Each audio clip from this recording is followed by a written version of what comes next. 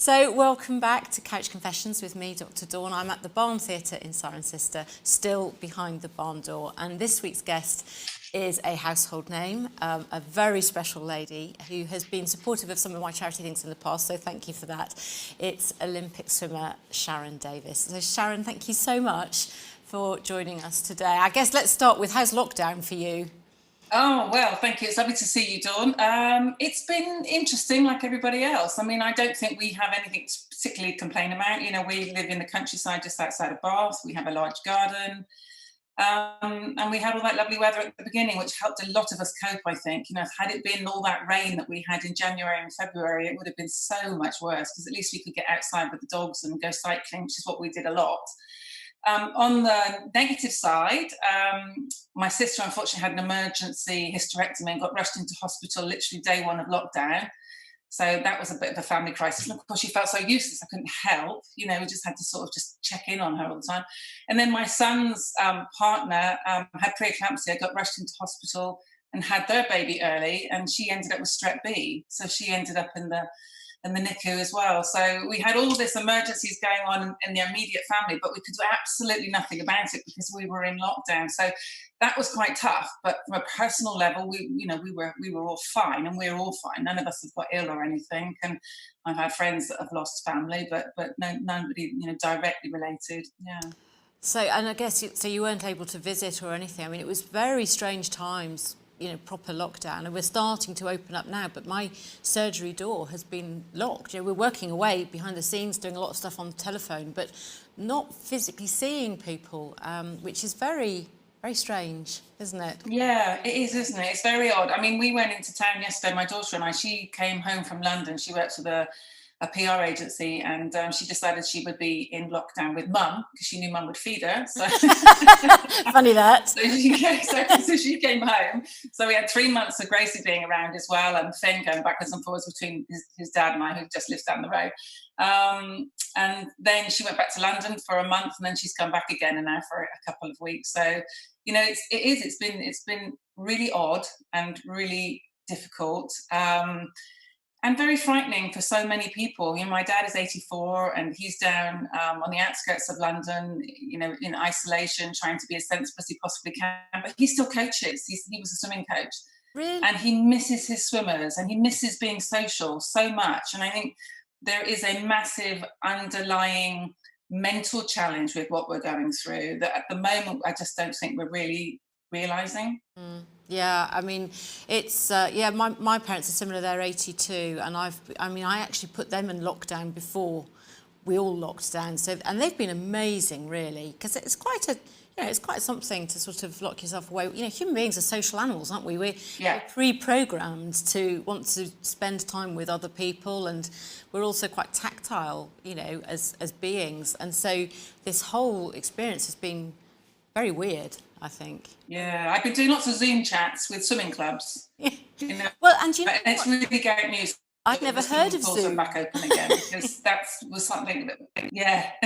No, I was a bit like you, really. It was like, oh, what is this thing? And then all of a sudden you have this massive IT lesson, don't you? So, yeah, very, very grateful that Gracie was around because she's a bit more up on all those things than I am. But that was really nice, to talk to all the swimmers, lots of different clubs dotted around the country. And I think lots of us, Mark Foster's, Becky Addington's, Adrian Morehouse's of the swimming world, we were doing that to try and just inspire some of the swimmers a little bit into what can they do at home, and be grateful at the moment you can get back in the water because it's the same for everybody, and just control the controllables. At the end of the day, that's what you have to do at the moment, I think, is go, well, this is out of my control, but these are the things that I can actually have some sort of impression on. So just manage those and try to, I turned the news off after a while. I caught all the important stuff, obviously, but with regards to the pushing from the left to the right and the positive and the negative, and an awful lot more negative than positive, I just decided, I can live without that. I don't need that sort of mental stimulus. I would rather just catch the news and then leave all of that aside, and that was it. Yeah, well, good for you. Certainly I've seen a lot of people much more anxious a lot of mental health issues in general practice, and I'm sure a lot of it is fueled by this constant scary news that people are getting. So yeah, I think you've probably done the right thing. Your youngest is still at school, isn't he? Is that correct? Are you homeschooling? Yeah, absolutely. But I mean, the great thing for me is you say homeschooling, and I am, but he's 13 and he's of that age where he really doesn't need mum to sit down with him and do his sums or do his maths. You know, he's just going through it on Google Classroom. And then every once in a while, we'll have a chat about a topic, or he'll talk to me about what he's learned that day. It's more checking up that he's doing the work than anything else. You know, getting emails through from school saying, okay, this is overdue and this is overdue, and then shouting at Finley, what have you done and what haven't you done? But actually, in all honesty, he's been very good. I mean, they've been doing between 3 and 4 hours most days. He comes into my office and he plugs in. If it's a really beautiful sunny day, I say to him, do you know what, we're gonna go and do something, and you can catch up on the work, whether it be a Saturday and Sunday, because I think the momentum of having a Monday to Friday week is kind of gone. You know, every day is a bit of a groundhog day. So if the weather's great, we go take advantage of it. And then when it's not so great, he sort of plows through a little bit more work. But he's done really well. And we try to meet up with friends now. You know, he missed his mates. He missed kicking a football and playing rugby. And he missed the stimulus of other children a lot, even though, you know, he's got a stepbrother and sister. It was just that boys needing to be boys and to vent their energy, really. Have any of your kids followed you in swimming?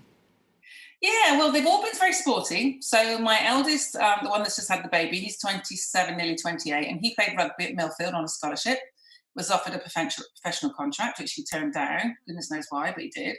And then Grace did international heptathlon for Great Britain, and 400 hurdles. But then she got a stress fracture in her foot on the navicular bone, and it would not heal no matter what we did, no matter where we went to. So for 3 years continuous, she went in a boot, she did rehab, she got back, it broke down again. So at the end of 3 years, she just said, Mum, this is just, you know, too difficult mentally, really. So she stopped that when she was about 17. And then the little one, he loves his rugby, he loves his Formula One. He was a great swimmer, has massive feet. He's got size 13 feet.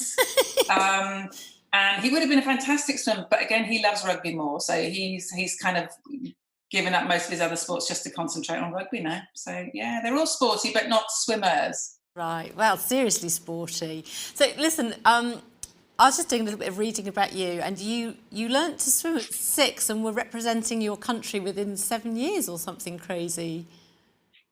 Yeah, well, I think swimming is one of those sports where it's really important that people learn to swim early.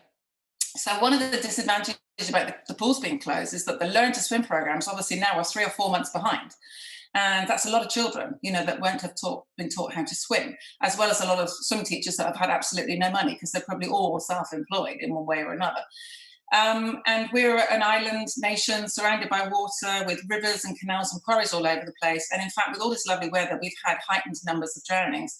So it's terribly important that people can swim. So I think getting kids into water as early as possible is fantastic, and getting them water confidence. Then whether you go on to being a competitive swimmer is a different thing altogether. It's a very tough sport, a bit like gymnastics. The hours are very, very long. They're often quite antisocial. So I think what happened was by the time I got to about 8, all my other activities like riding ponies and doing ballet had dropped away, and I was just swimming continually. And then I was a Devon County senior champion at 10, but very tall. And then my first international at 11, and then my first Olympics at 13. Wow. So and Tokyo will be Olympics number 12. It's, wow. Yeah, I've seen a fair few Olympics. Presumably you were about to head off to Tokyo. Yeah, literally next week. We obviously 4 years in the planning and the making. Every year we have a major event, whether that's a World's, Commonwealth, Europeans or whatever, but the big one is the 4-year window, the Olympic Games, is what everybody wants. And it's been obviously delayed till next year. And I have to say, you know, you and I were chatting just a little bit earlier that we know that this really isn't something that's going away quickly. I can't see the Olympics happening until we have a very, very fail-safe vaccine.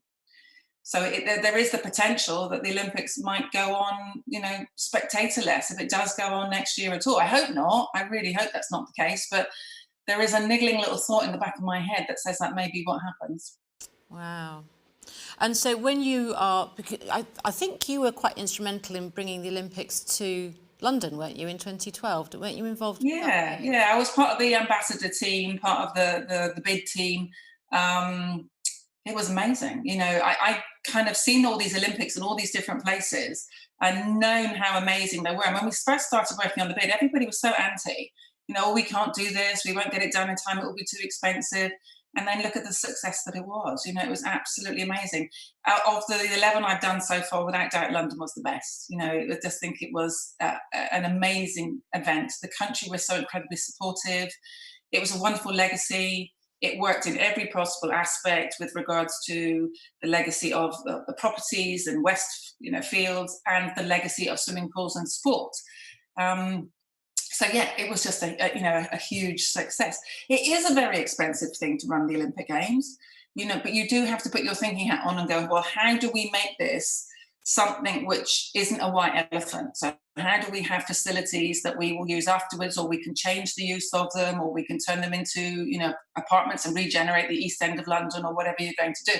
So people have to think very cleverly now about how they're going to utilise an Olympics, but they're very different now to what they were when I first started doing them. You know, 76, it kind of crippled the city, which was Montreal. In 1980, it was a very Eastern Bloc Games behind the Iron Curtain still. Wow, yeah. And so, you know, 8 years down the line, lockdown aside, has swimming still benefited, do you think, from the 2012 Games?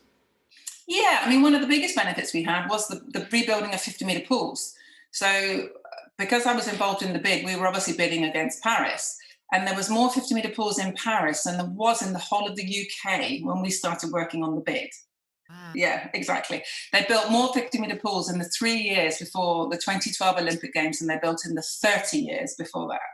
So it was, yeah, the building of 50-metre pools, which is the length that we need to race in, was one of the big legacies that came from the Games. And also the confidence for us to stage events. So we put on this amazing event and we did it so well. And then the country went, oh, do you know what? We can do these things really well. And since then, Glasgow's held a number of international events. The Olympic pool's been used a couple of times for the European Championships. It took over recently for the World Paras because where they were going to have them, couldn't have them at the last moment. So we've realised that actually we can stage amazing events as well, which is lovely because it means we can, you know, bring fantastic athletes to the country and the general public can come and watch them live on their doorstep. And as a swimmer, I mean, what difference does it make being able to train in a 50-metre pool compared to a 25-metre? Is that a significant difference for you? Yeah, I mean, the simplest way of looking at it is, if you imagine playing a game of football on a half-size pitch, and then at the weekend you went and played on a full-size pitch, it would be different. Now, obviously, swimming, the actual stroke, a breaststroke stroke is exactly the same whichever pool you're in, but it's still different the way that you kind of navigate the race. So being able to train in a 50-metre pool is a big advantage. And most Olympians will be training every day in a 50-metre pool. It's very rare that you'd find someone that isn't training in a 50-metre pool. So we have long course and we have short course. Long course is the 50-metre, and winter time we often do short course, which is 25-metre. And most local authority pools are probably 25 metres. But there's a lot more, as I say, the 50-metre pools now dotted around the country. So when you are training, when you were in training and competing internationally, what was your week like? I mean, how much time do you spend in the pool? What other kind of exercise and fitness do you have to do? So swimming for me, I was a 400 IMer, which means individual medley, and that means 100 metres on each stroke, starting off with butterfly, backstroke, breaststroke and front court in that order. So I used to have to train all of the strokes and all of the transitions. I also represented the country in relay, so I was doing freestyle quite a lot as well. And it was 6 hours a day most days. And 4 of those were in the water and 2 of those were in the gym. So I would be in the pool by, say, 6 o'clock in the morning, then be out, then off to school. Then I would do land work in the afternoon, and then I'd be back in the pool again in the evening. And then when I was 15, I went off to a place called Kelly College, which was a boarding school, which now has one of the legacy pools from the Olympic Games in 2012. And that made life a little bit easier because it cut down on the travelling. And I had obviously my academics right on the doorstep, which was quite useful as well. So, it is a challenge, and my parents made huge sacrifices for me to do my sport. I don't think we had a summer holiday from when I was about 10 because I was travelling and I was racing, and that money was being used for me. And then my dad had this thing that every year he'd work out who the best coach in the world was, and we would go there. So if it was Canada, Australia, America, wherever we'd go, we would go, and he would just study and he'd write everything down and ask a million questions. And then he would come back and put those things into action. And also he was really good at thinking outside of the box. So he went to see PTs in the Navy, because we were, I'm a Plymouth girl, so I'm very much Navy. My dad was in the Navy. And so he went, right, who can I speak to about physios and PTs about the land work and recovery and managing, lactic acid and all those sort of things, and diet. So he was one of the, I would say, the real, I don't know, I suppose, he broke boundaries, thinking outside of the box with how we can best prepare an athlete. Whereas in the past, it was like, okay, just get in the water, plow up and down. Now he was much more scientific with the way he did it. And he basically was your main trainer. Yeah, he was quite tough. I mean, when I was 11, I fell out of a tree and I broke both my arms, both bones in both arms. Walked home because I was by myself with my watch between my fingers because it had come off. And walked into the kitchen and went, oh, Dad, I think I've broken my arm. And he said, oh, no, for goodness sake, support it with the other. I said, no, broken that one as well, Dad. So we had plasters from my wrist up to my shoulder in the old days. And they were too tight, so my fingers went blue. We went back and had to have them split. They replastered them, and then 2 days later they said, well, we didn't check that the bones were still in the right place. Can you come back in? So I had them x-rayed and one bone wasn't, so they had to take it off, re-break it, reset it. And on the way home, it was about a week later, he went, well, you've missed a week's training. And I went, well, I know. And he said, well, we can't have that because they won't have missed a week's training in Russia and America. So he wrapped them in Tesco's plastic bags, and I trained for 3 months with 2 broken arms. And I wasn't in pain. I mean, I genuinely was not in pain. They were in plasters. It was a bit uncomfortable, but I didn't get unfit. So that's pretty hardcore. Yeah. But I think when you want to do it at that level, you are going to push your body and your mental capacity very hard. There is a fine line between what is too hard. Yeah.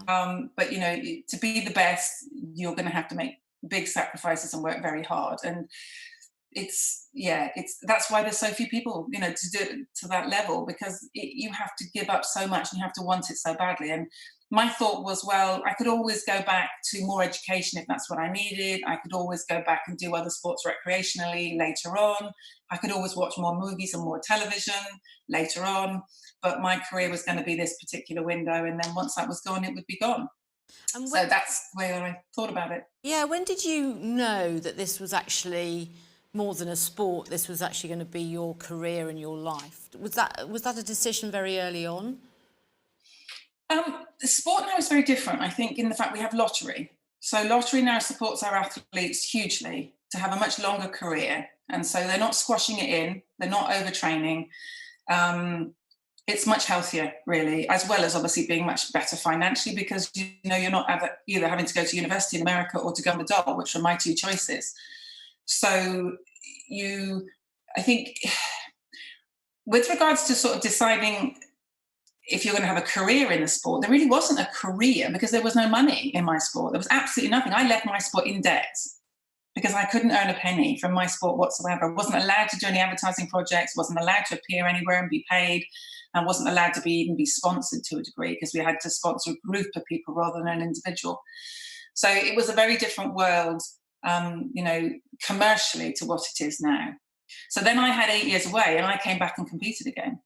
So I kind of went to university in America in the early 80s, needed a break, couldn't maintain my scholarship and have a break because obviously I was being paid to be there to swim. Because I wanted to come home and to look after my mum who was going through a divorce, and also because I needed 6 months off, I kind of stopped. I did a TV show called Give Us a Clue, which you and I might remember, but lots of people may not. And I got paid 40 quid and they said I was professional and I wasn't allowed to compete anymore. So that was in 1981. Wow. And so then between 1981 and 1989, I just worked in television and all sorts of other things. And then in 88, after the Olympic Games, they brought into trust funds into swimming. Bearing in mind, there have been trust funds in track and field since 1980, but not in swimming. So their rules were different in all the different sports, which is kind of crazy as well. And then I decided, at the ripe old age of 29, I just thought, you know what? I don't want to go through life saying, what if? And Mary Peters said, well, don't do that. Get back in. Lovely of Mary Peters, who I was sharing a room with at the Seoul Olympics. And so I got back in again at the ripe old age of 28, 29. and then did my last competing Olympic Games, which was 92. Didn't come back with any medals, came back with a husband. Felt very sorry for him. He pulled a hamstring and that was it. So I married him. So yeah, my career has really had serious ups and downs, which not everybody is aware of, all that sort of the changing of the finance behind the sport. And I just kind of caught it wrong in the fact that I earned nothing from my sport. But then I caught it right in the fact that I was in the right place to get the opportunity, say, with the BBC. So I've been poolside now doing interviews for 26 years. Wow. Yeah. Wow. And how did you make the decision to finally retire? So you came back, and that you're clearly, it's your life, you're very passionate about it. So that's a major decision to make, is to sort of say, right, okay, now is the time to retire and follow the other things that you do. How long did it take you to make that decision, and how did it come about? So for me, I think when I actually stopped was easy, because I then didn't have anything else to do. I'd gone to the Olympic Games, gone to my third Olympics in the third different decade, and I'd met Derek. In fact, I'd had Elliot, and I did stay swimming. I trained all the way through being pregnant because I could, and swimming was a great exercise for that. And then I qualified for a World Cup in Sheffield when he was 6 months old. Wow. Went to the final, made the final, was in the World Student Games pool. Went down to the start of the race, went to pull my goggles out of my pocket and pulled out a baby's bottle top. And I just thought, do you know what? Now is the time to stop. Like, my head isn't really here anymore. It's over there with the baby. So I just thought that there was nothing else that I needed to do, nothing else that I had to prove, really. And it was a great time to stop. So yeah, it was an easy decision then, I think, because I had nothing else left that I wanted to do. And there were other things that were sort of, beckoning. I supported Derek for a long time because he was still trying to compete. He had a tremendous number of injuries. He was just such a great athlete, but was constantly injury prone, which is much more prevalent in track and field than it is in swimming, because, we're non-weight bearing. So we get shoulder injuries, and then later in life we get lower back injuries and things like that. But they get so many Achilles problems and hamstring issues, and so he was battling that for a long time. And then along came Gladiators, and along came this more, Big Breakfast, and along came all these other things, and I just said yes and just gave them a go, really. And do you still swim now?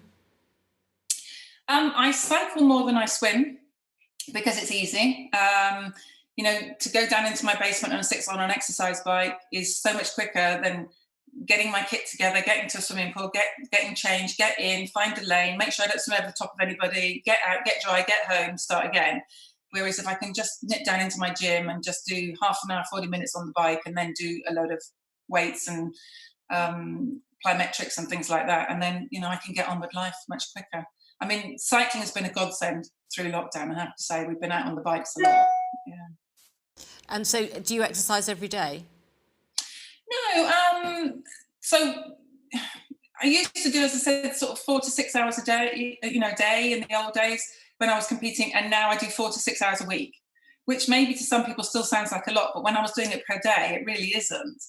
And there's 24 hours in a day, and if you spend an hour on your backside watching the TV of an evening time, then you can find time to train and you can find time to exercise. And one of the things I'm really passionate about is health and fitness, and us investing in ourselves.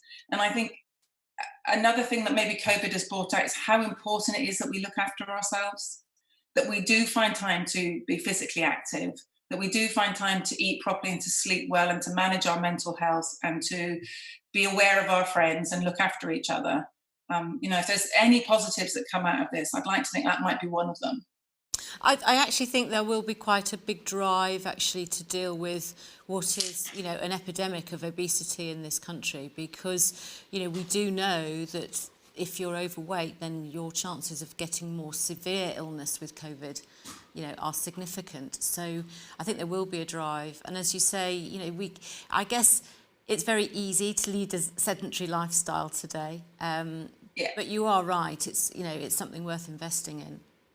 Yeah, I just think we've got lazy, on the whole. In years gone by, we had to be more physical. We had to walk more. We had to cycle places. People didn't all have, 3 cars in a family. But there is really no excuse. And I get very upset when people blame the obesity on fast food outlets or anybody else for that matter, too many cakes in Sainsbury's, whatever, because nobody is actually forcing these things out in your face as you walk past them. These are choices that you are making as an individual. So if you are making bad choices, then you have to take responsibility for those choices. And I think that's where we've lost our way a little bit in society. We've become a blame society where it's everyone else's fault for something that we're not doing. And so we've got to reclaim our sense of self-responsibility. Gosh, that sounds really harsh, doesn't it? No, it doesn't. I think you're so right. I often say that, I'm very proud of our NHS. And, I think another perhaps little shimmer of light amongst all the darkness of COVID has been that, we are appreciating perhaps our NHS more than ever.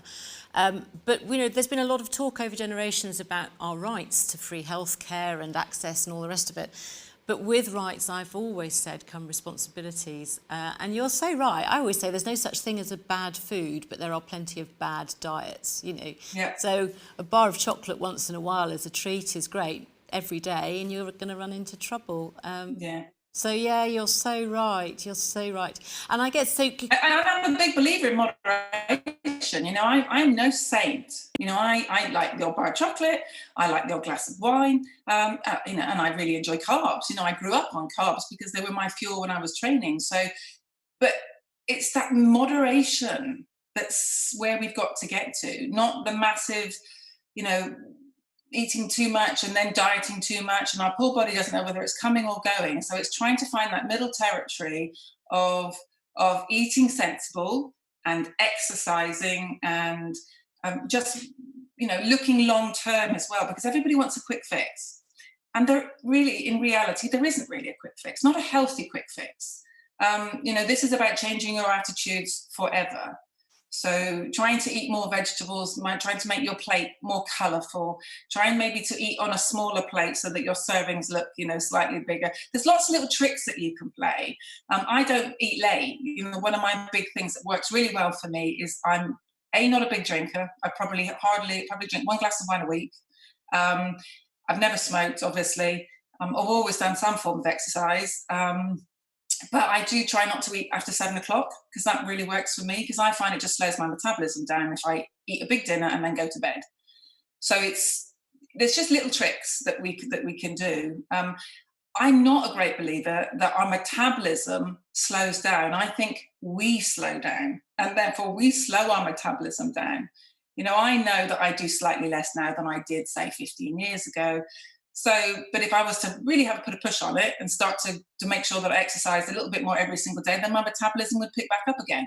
So it's back to that blame culture again, about, you remember the old days when everyone used to say, oh, well, I've had 3 children, and that's the reason why I'm, 2 stone overweight. There's no reason to be, absolutely having a baby means that you're going to have just a slight few more calories, but actually running around after toddler should tire you out. If anything, you should be losing weight.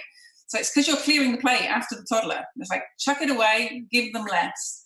Another one we do is we don't eat kind of at 5 o'clock just because it's 5 o'clock and it's dinner time. If we're not hungry, we don't eat. So we tend to listen to what our body is telling us in the house.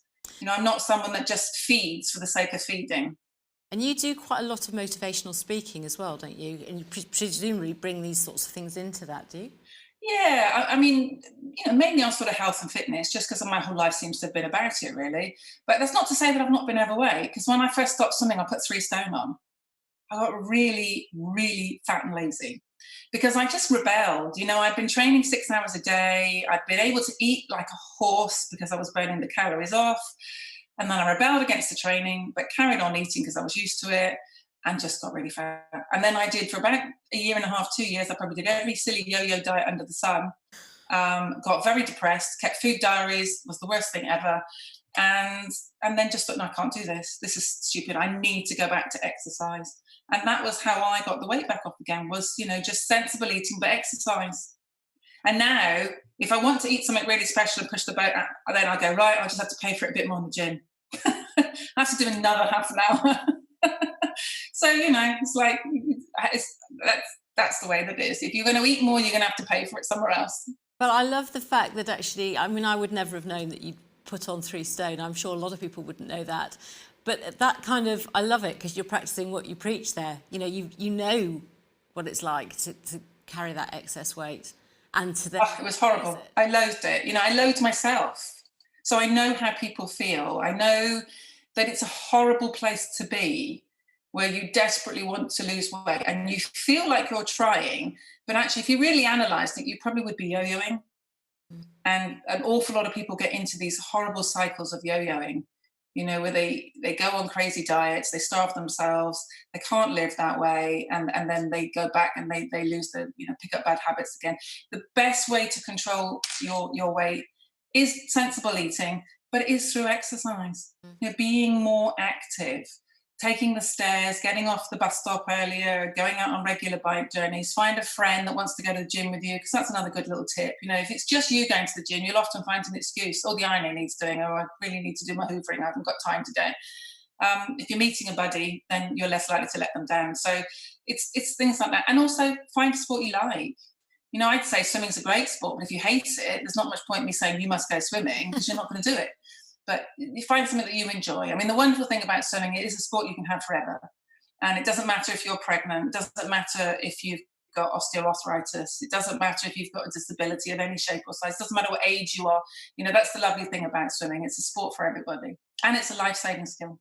Yeah, my dad, actually, he's 82. He swims was swimming most mornings, you know, before lockdown. And he's desperate to get back to it, really, you know, really wanting to get back to it. So yeah, at 82. So yeah, it's amazing, isn't it? You mentioned disability there. You've been involved with disability charities, haven't you? How did that come about? Yeah, I was involved in the original Stoke Mandeville, you know, go way back in the 80s, when they were having the Stoke Mandeville Games, before there was a Paralympics. And it always just grounded me how amazing these people were, that they had the determination to go, well, I'm not going to let this stop me. I did a film years ago in Africa for, I think it was for, is it Sight Africa, or there's a massive, wonderful charity. I was just doing a TV show and they took me to Somalia, where they were doing cataract operations. Yeah. And these people had walked days to get there to have these cataract operations. And I just thought, you know, if I go home and I complain about anyone, you have permission to thump me, because we have so much in this country. We are so lucky, and yet we never stop complaining. No. You know, we forget that sometimes. We really forget how lucky we are and what we have available to us, what choices we have available to us. Yeah, I know. So I think that's the thing about the paras. You know, in the early days, it was, these people are amazing. Please, nobody let me complain that I've got a sore leg, or that that I've twisted my ankle. It was, yeah. And then again with the 2012 Olympics, we were amazing. You know, as a nation, we supported the Paralympians the same way we supported the Olympians, and the seats were sold out. That's never happened before, and it probably will never happen again. Might in Tokyo, I'm not sure, but it's much harder, you know, to get 100,000 people in the seats to track and field for the Paralympics. But it's great. It's a wonderful leveler, and yeah, lots of friends that are Paralympians that I've known for a really long time. And just amazing. I mean, the determination. Friends of mine took a group of disabled people to sail around the world.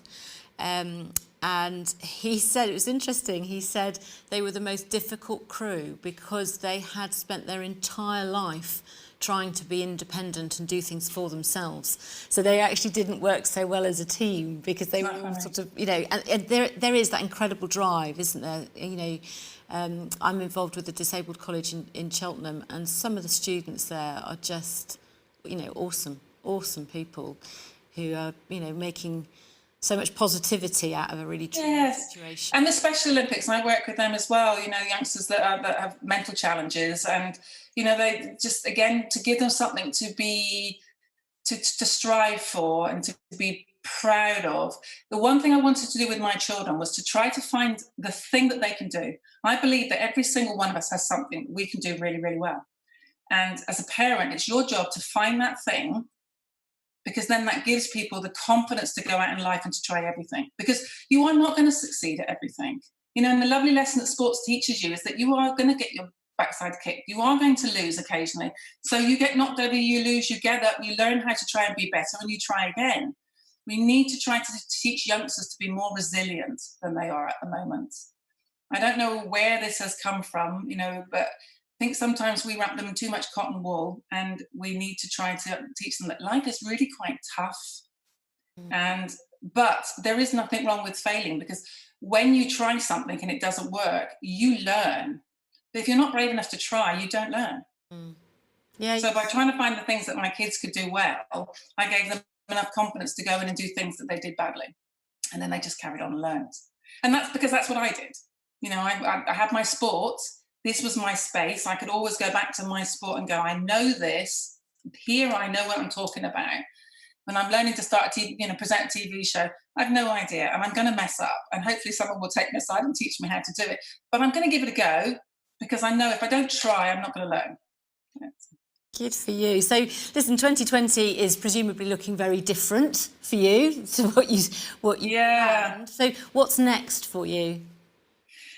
So more of the same, really. More of homeschooling, keeping everybody together, I think, at the moment. I've got a project with regards to home exercise that I'm really excited with, that I'm probably going to do with my good friend Daley Thompson. Daley owes me a load of free dinners because he knocked me off my bike nearly 10 months ago now, and broke my hip into 4 pieces. Oh no! So I've got steel from my hip down to my knee now to put it all back together again. So that's been quite a challenge, all the rehab on that. So that was getting back on the bike was something I hadn't done until lockdown, to be brave enough to get back on my road bike, because it happened out on the roads. So that's my big project, is this home exercise kit that I want to get together. And then obviously just hopefully that, 2021 will be what 2020 was supposed to be with the Tokyo Olympics. I'm very pleased that swimmers can get back in the water. We live in Bath, so both Bath, Loughborough, and I think possibly Stirling up in Scotland, they've opened their 50-metre pools for the elite athletes. Right. So the swimmers, our British swimmers have been back in the water now for 2 or 3 weeks, but the club swimmers hopefully will be back in the water on the 25th. Although it's obviously going to be different to what they're used to, at least they can get back in the water again. And then there's Lido swimming and there's open water swimming. Yeah. Excellent. Sharron, thank you so much for your time. I usually end with a quirky question, and that is, what would you, knowing what you know now, what would you tell your teenage self? I think when we're younger, we're always pushing ourselves to become older, and we're all... we can't wait till the next birthday and the next thing that we can do. And I just think it's about understanding, and it's such a cliche, isn't it? But it's just understanding that those years you're not going to get back. The freedom that you have as a young person, you're not having to pay the bills, you're not having to be terribly responsible. That's such wonderful freedom, and just to enjoy that, really. Enjoy the moment that you're in, because you'll soon be on to the next one. Yeah.